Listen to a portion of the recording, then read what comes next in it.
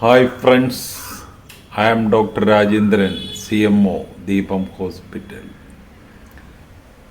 ഞാനിന്നിവിടെ പറയാൻ പോകുന്നത് PPBS, പോസ്റ്റ് പ്രാൻഡിയൽ ബ്ലഡ് ഷുഗറിനെ പറ്റിയാണ്. അപ്പോൾ നമ്മൾ കഴിഞ്ഞ എപ്പിസോഡിൽ പറഞ്ഞു ഫാസ്റ്റിംഗ് ബ്ലഡ് ഷുഗർ. ഇനി രണ്ട് തരം ബ്ലഡ് ഷുഗർ കൂടെ ഉണ്ട്. ഒന്ന് RBS, മറ്റേത് PPBS. RBS അങ്ങനെ കറക്റ്റ് ടൈമൊന്നുമില്ല. ഏതെങ്കിലും ടൈമിൽ അതിന് നിബന്ധനകളൊന്നുമില്ല. ഭക്ഷണത്തിന് ശേഷം ഏതെങ്കിലും ടൈമിൽ എടുക്കുന്നതിനാണ് ഈ RBS എന്ന് പറയുന്നത്. അതേസമയത്ത് PPBSന് കുറച്ച് നിബന്ധനകളൊക്കെ ഉണ്ട്. അപ്പോൾ ആദ്യത്തെ നിബന്ധനകൾ എന്ന് പറയുന്നത് ഭക്ഷണത്തിന് ശേഷം ഒരു 1.5 മണിക്കൂറിനും 2 മണിക്കൂറിനും ഇടയ്ക്കെടുക്കുക.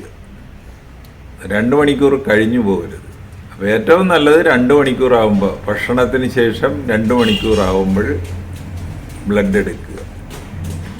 അപ്പോൾ അത് FBS എടുത്തതുപോലെ തന്നെ നമുക്ക് വേണമെങ്കിൽ ഗ്ലൂക്കോമീറ്റർ ഉപയോഗിച്ച് ചെയ്യാം, അല്ലെങ്കിൽ ലാബിൽ ചെയ്യാം. അടുത്ത ഒരു നിബന്ധന എന്ന് പറയുന്നത് കഴിവതും FBS എടുത്ത അതേ ലാബിൽ തന്നെ ടെസ്റ്റ് ചെയ്യുന്നതായിരിക്കും നല്ലത്.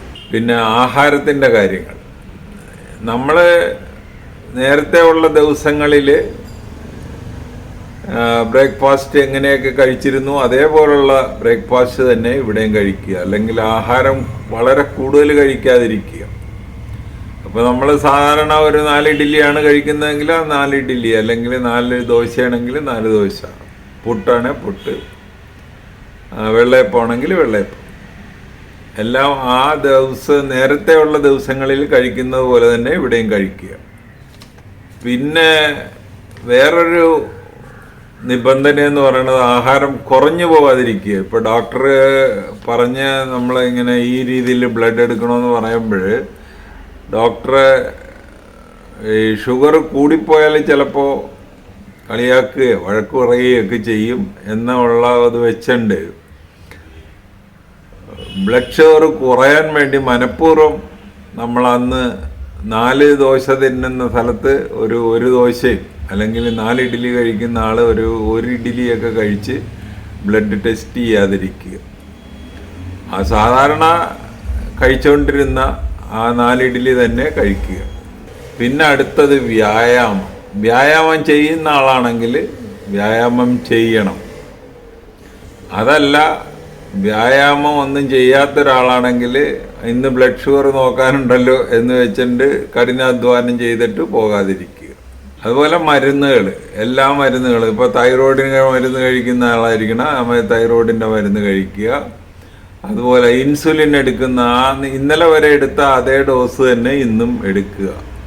അതല്ല, ഡോക്ടർ ചിലപ്പോൾ ഷുഗർ കൂടിയാൽ വഴക്ക് പറയുമല്ലോ എന്ന് വെച്ചിട്ട് ഇൻസുലിൻ ഇച്ചിരി കൂട്ടിയെടുക്കുക എന്നുള്ള രീതി വേണ്ട. അതുപോലെ തന്നെ ഓറൽ ഹൈപ്പോഗ്ലൈസീമിക് ഏജൻസ് കഴിക്കുന്ന ആളാണെങ്കിൽ ഓറൽ ഹൈപ്പോഗ്ലൈസീമിക് ഏജൻസ് ഇന്നലെ കഴിച്ചിരുന്ന പോലെ തന്നെ ഇന്നും കഴിക്കുക, അല്ലാതെ കൂട്ടി കഴിക്കാതിരിക്കുക. ഈ PPBSൻ്റെ നോർമൽ വാല്യൂ എന്ന് വെച്ച് കഴിഞ്ഞാൽ 140-ന് താഴെയാണെങ്കിൽ നോർമലാണ്, ഡയബറ്റിക് അല്ല. അതിന് മുകളിൽ ഒരു 200 വരെയാണെങ്കിൽ അദ്ദേഹം പ്രീ ഡയബറ്റിക്കാണ്.